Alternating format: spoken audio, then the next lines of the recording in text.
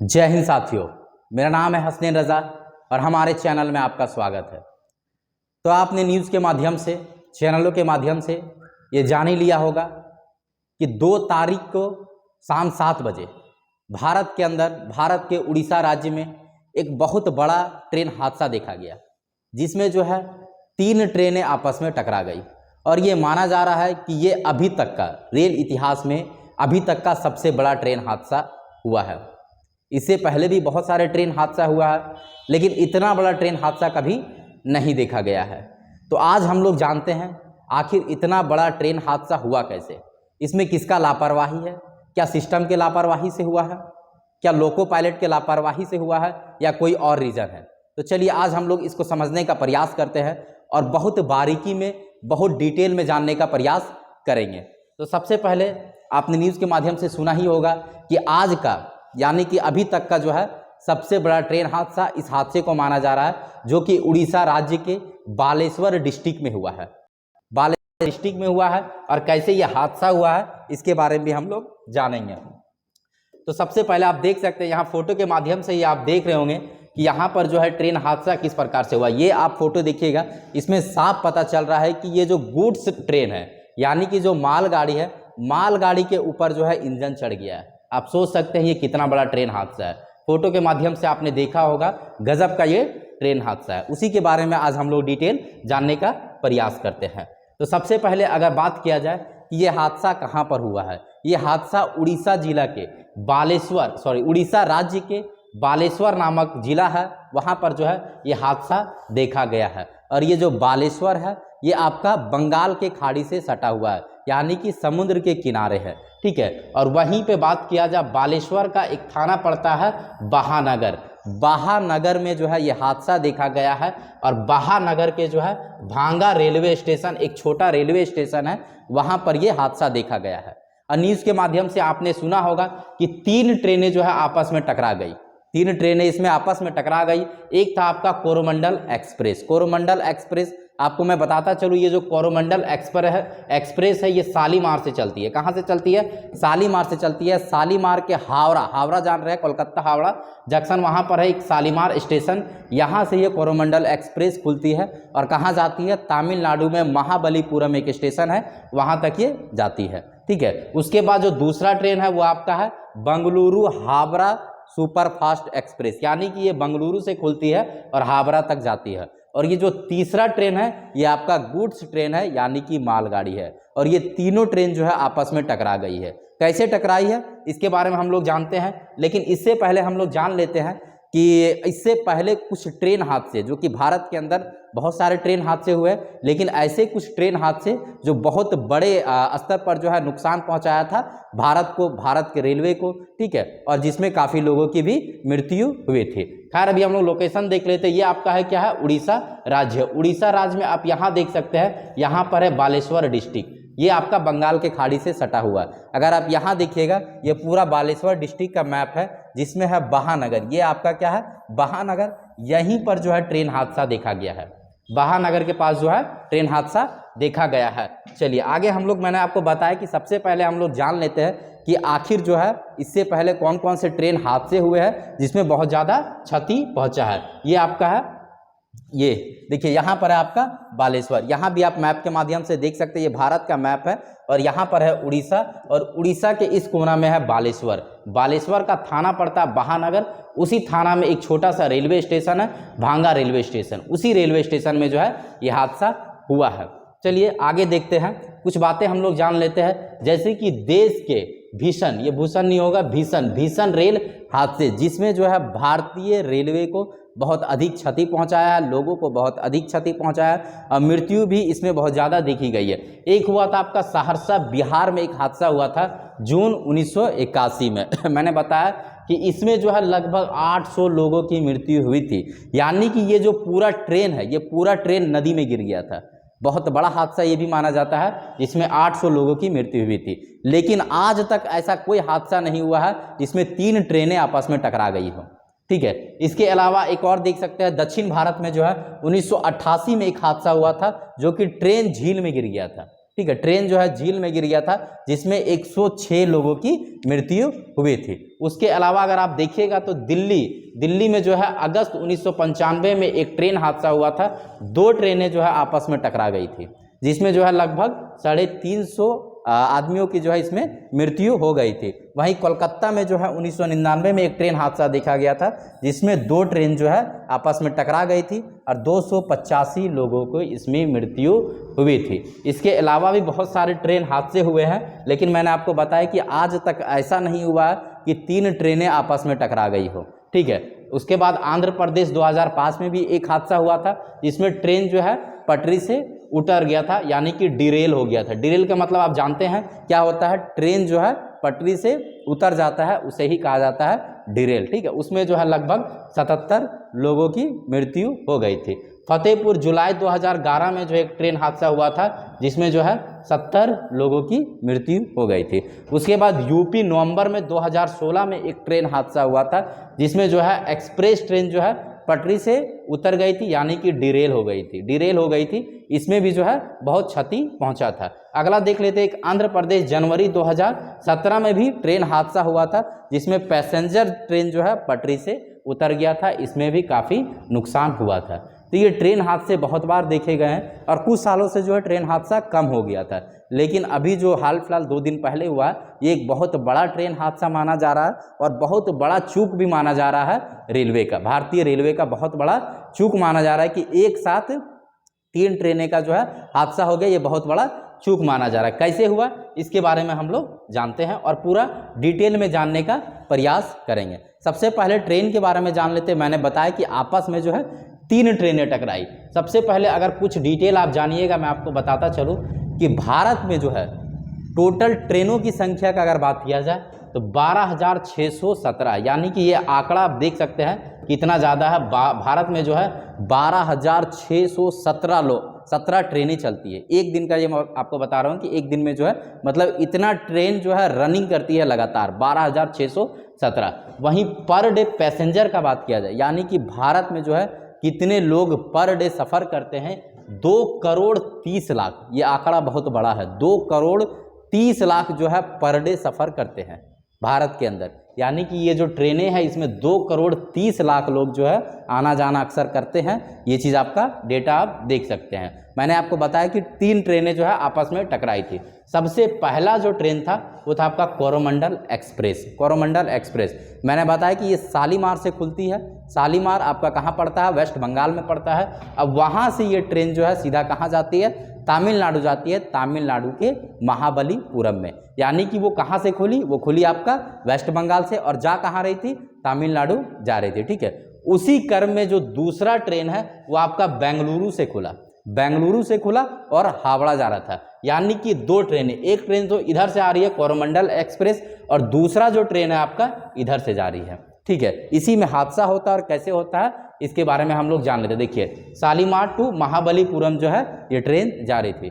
इसमें अगर लोगों की संख्या का बात किया जाए, मैं आपको बताता चलूँ कि रिजर्वेशन, इसमें जो है रिजर्वेशन किया गया जो ट्रेन था या टिकट था, हम लोग कह सकते हैं 1257 लोग जो है इसमें रिजर्व करके बैठे थे। 1257 लोग रिजर्वेशन करके बैठे थे, यानी कि इनका सीट जो है कंफर्म था। इतने लोग कंफर्म थे। उसके बाद आपको पता है कि सभी ट्रेनों में जो है जनरल बोगी होती है। किसी में 2 जनरल बोगी, किसी में 3 जनरल बोगी। अब मेनली जो है एक बोगी में आपको मालूम है कि 70 से 72 लोग जो है बैठते हैं, 70 से 72 लोग बैठते हैं। लेकिन जहाँ पर जनरल बोगी होता है, और आप अगर कभी ट्रेन में सफ़र किए होंगे तो आपको मालूम होगा कि जनरल बोगी में 70 की जगह जो है 150 लोग बैठ जाते हैं। ठीक है, अगर हम लोग मान लेते हैं कि इसमें 2 जनरल बोगी होगा तो 1.5 कितना हो गया, 300। 1257 और 300, यानी कि लगभग 1550 जो है किसमें बैठे थे, कोरोमंडल एक्सप्रेस में लोग बैठे थे।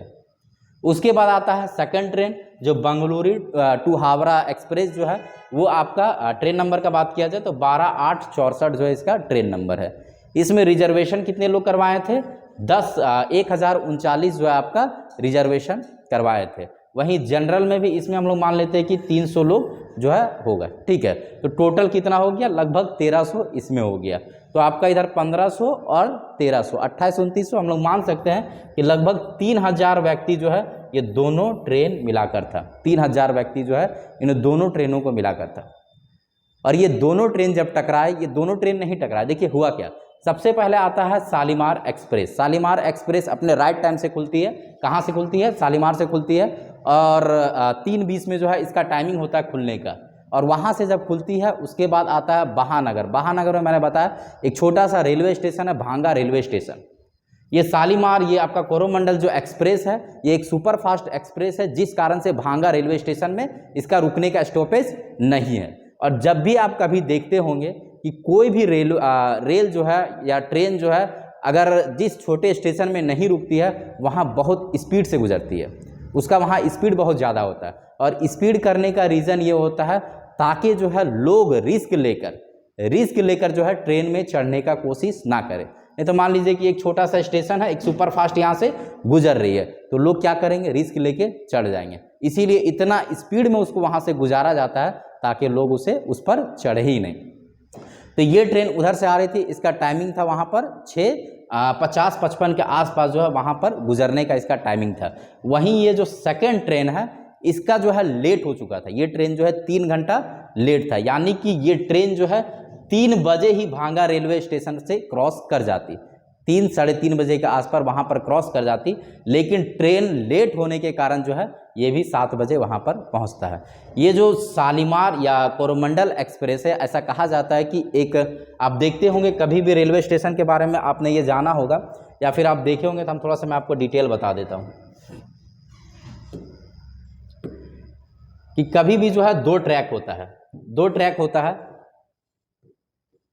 ट्रैक होता है मेनली आप देखते होंगे 2 ट्रैक होता है। एक ट्रैक होता है आने के लिए और दूसरा ट्रैक होता है जाने के लिए। लेकिन रेलवे स्टेशन के पास जो है ये ट्रैक बढ़ा दिया जाता है, जिसको लूप कहा जाता है, लूप ट्रैक। ठीक है, इस तरह से ट्रैक बढ़ा दिया जाता है, 2 से 4 कर दिया जाता है, 5 कर दिया जाता है, 6 कर दिया जाता है। लेकिन मेनली जो है 2 ही लाइन होता है। मेन लाइन क्या होता है? 2 लाइन होता है। तो इसको जो है मेन लाइन से गुजरना था, किसको? कोरोमंडल एक्सप्रेस को। लेकिन इस लूप लाइन में जो है एक गाड़ी खड़ी थी। वो कौन सी गाड़ी थी? मालगाड़ी। ऐसा कहा जाता है कि ये जो एक्सप्रेस है कोरोमंडल एक्सप्रेस, ये मेन लाइन में गुजरने का जो उसको था, यहाँ से मेन लाइन से गुजर के उसको निकल जाना था, लेकिन वो वहाँ से नहीं गुजरा बल्कि लूप तरफ चला गया और लूप में जाकर जो है सीधा गाड़ी को टक्कर मार दिया। और जब माल गाड़ी को टक्कर मारा, इतना स्पीड में टक्कर मारा, यानी कि इसका उस समय स्पीड जो है 130 किलोमीटर प्रति आवर्स इसका स्पीड था। और इतना स्पीड में जब इसको टक्कर मारा गया तो इसका जो बोगी है ना, ये इधर आ गया। यानी कि जिस ट्रैक पर बेंगलुरु सुपर फास्ट एक्सप्रेस जो गुजरने वाला था उसका तरफ ये बोगी आ गया, जिस कारण से ये इस पर भी टक्कर मार दिया। तो इस तरह से जो है 3 ट्रेनें आपस में टकराई थी। मैंने आपको बताया कि कहीं भी आप देखते होंगे तो 2 मेन लाइन होता है, लेकिन रेलवे स्टेशन के आसपास जो है लूप लाइन बनाए जाते हैं। और लूप लाइन बनाने का रीज़न क्या होता है? ताकि ट्रेनों को पास किया जा सके। मान लीजिए कि कोई सुपर फास्ट एक्सप्रेस है या राजधानी एक्सप्रेस को मान लेते, शताब्दी एक्सप्रेस को मान लेते, वो छोटा स्टेशन में रुकेगा नहीं। अब रुकेगा नहीं तो उसके लिए जगह चाहिए, इसलिए लूप लाइन बनाया जाता है कि अगर कोई दूसरा ट्रेन या मालगाड़ी खड़ा हो या स्टेशन के पास आ गया हो तो उसे जो है लूप लाइन में कर दिया जाता है, ताकि इस लाइन से जो है इसे गुजारा जा सकता है। ठीक है, इस तरह से जो है या फिर इस कारण से जो है लूप लाइन बनाया जाता है। और यही कारण से जो है हादसा हुआ है। अब ये रीज़न क्या था? क्या सिग्नल का प्रॉब्लम था जिस कारण से ये मेन लाइन छोड़ के लूप लाइन में चला गया? ठीक है, क्या रीज़न था ये बहुत ज़्यादा अभी तक डिटेल नहीं मालूम चला है, लेकिन जो है बहुत सारे अलग अलग थ्योरी आए हैं, उस थ्योरी के बारे में भी हम आपको बता देंगे। चलिए तो हम लोग आगे देख लेते हैं। ये देखिए कितना बड़ा हादसा है, आप देख सकते हैं, फोटो से ही पता चल रहा है। यहाँ पर आप देख सकते हैं कि ट्रेन जो है ऊपर में चढ़ा गया, ट्रेन का बोगी जो है मालगाड़ी के ऊपर में चला गया है, जिसमें बहुत ज़्यादा क्षति भी पहुँचा है। ठीक है, तो ये जो है इस तरह से ट्रेन हादसा हुआ। मैंने आपको लूप के बारे में बताया कि दो देखिए यहाँ पर मेन लाइन होते हैं, 2 मेन लाइन होते हैं और इसके अलावा जो है लूप लाइन होता है। और यही लूप लाइन के कारण जो है ये माना जा रहा है कि हादसा हुआ, यानी कि लूप लाइन में चला गया था। ये हो गया आपका पहला थ्योरी। और दूसरा थ्योरी ये कहता है कि ये जो शालीमार यानी कि कोरोमंडल एक्सप्रेस है, ये खुद ब खुद जो है ट्रैक से उतर गया और ट्रैक से उतरने के बाद जो है वो मालगाड़ी में जाके टक्कर मार दिया। मालगाड़ी में जब टक्कर मारा तो उसका बोगी जो है दूसरा ट्रैक में आ गया, यानी कि जिस तरफ से बेंगलुरु सुपर फास्ट एक्सप्रेस आने वाली थी उस ट्रैक पर आ गया और उस कारण से जो है उसमें टक्कर हो गई और वहाँ पर भी एक बहुत बड़ा हादसा देखा गया। और ये जो है भारत के अंदर मैंने आपको बताया कि बहुत बड़ा हादसा है और इसका जांच तो खैर निश्चिंत होगा। और क्या रीज़न था ये हुआ, देखिए। और एक और मैं बात आपको बताता चलूँ कि इस हादसे को जो है रोका जा सकता था। कैसे रोका जा सकता था? ट्रैक पर जो है एक सेंसर लगाया जाता है। उस सेंसर में ये रहता है कि अगर मान लीजिए कि इस ट्रैक पर ट्रेन है और इसी ट्रैक पर दूसरी ट्रेन आ रही है, तो ये सिग्नल दे दिया जाता है लोको पायलट को कि आगे जो है ट्रेन खड़ी है। लाइट तो रहता है, ये सिग्नल अगर मान लीजिए कि इस ट्रैक पे जो है पहले से अगर ट्रेन है तो वहाँ पर स्टेशन मास्टर जो है वो क्या करता है, सिग्नल दे देता है, यहाँ पर रेड लाइट जला देता है, जिससे ये पता चल जाता है कि आगे जो है ट्रेन खड़ी है। लेकिन इसके अलावा अगर स्टेशन मास्टर सिग्नल नहीं देता है या किसी कारणवश नहीं दे पाता है तो वो लोको पायलट को ऑटोमेटिक पता चल जाता है कि आगे जो है ट्रेन खड़ी है, सिग्नल मिलने लगता है। ये पहला। और दूसरा, अगर लोको पायलट भी इसको अनदेखा कर देता है या सो गया है, किसी कारणवश नहीं देख पाया, ठीक है, ऑटोमेटिक इसमें ब्रेक लग जाता है। 400 मीटर पहले ब्रेक लग जाता है। अगर ये सेंसर लगा होगा तो एक ट्रेन अगर यहाँ पे खड़ी है और दूसरी ट्रेन उसके पीछे से आ रही है उसी ट्रैक पर या आगे से आ रही है तो कभी भी जो है हादसा होने का डर नहीं रहता है। लेकिन ये बाद में पता चला, ये जब हादसा हुआ उसके बाद पता चला कि ये सेंसर जो है इस पर नहीं लगा हुआ था। अब ये बड़ा सवाल उठता है कि ये सेंसर इस लाइन पर क्यों नहीं लगा हुआ था, यानी कि ये जो हावड़ा तमिलनाडु वाला जो लाइन है यहाँ पर ये सेंसर क्यों नहीं लगा हुआ था। क्योंकि हावड़ा और तमिलनाडु वाला जो लाइन है ये कोई छोटा मोटा लाइन नहीं है, बहुत बिजी लाइन है और इसमें अक्सर लोग आना जाना करते हैं, ट्रेनें भी इसमें बहुत चलती है। तो जाहिर सी बात है इसमें जो है ये सेंसर लगाना चाहिए। और ये सेंसर को लगाने का खर्च जो है 50 लाख आता है, प्रत्येक ट्रेन पर जो है 50 लाख रुपया खर्च आता है। और मैं आपको बताता चलूँ इस बार का जो रेलवे बजट है लगभग 2.5 लाख करोड़, 2.5 लाख करोड़ जो है इस बार का रेलवे बजट है। तो इतना बजट होने के बाद भी इस रूट पर जो है ये सेंसर नहीं लगाया गया था, ये भी एक बहुत बड़ा लापरवाही है। और इसके अलावा भी बहुत सारे रीज़न हो सकते हैं, जैसा कि वो जो आपका महानगर का इलाका यानी कि बालेश्वर का इलाका है वो एक नक्सली इलाका है, ठीक है। लेकिन ये अभी तक पता नहीं चला है क्या इस पर नक्सली हमला किया था या क्या हुआ था। लेकिन हो सकता है कि नक्सली भी हमला कर सकता है, लेकिन ये अभी तक इसके बारे में कोई पुख्ता जानकारी नहीं मिलती है। अभी बस ये जानकारी मिल पा रही है कि ये जो आपका कोरोमंडल एक्सप्रेस है वो जाकर मालगाड़ी में टकरा गया, जिस कारण से इतना बड़ा हादसा देखा गया। आई होप आपको समझ में आया होगा, ठीक है। बाकी और भी इसी तरह का जानकारी के लिए जो है हमारे चैनल को सब्सक्राइब कर सकते हैं। तब तक के लिए थैंक यू, जय हिंद।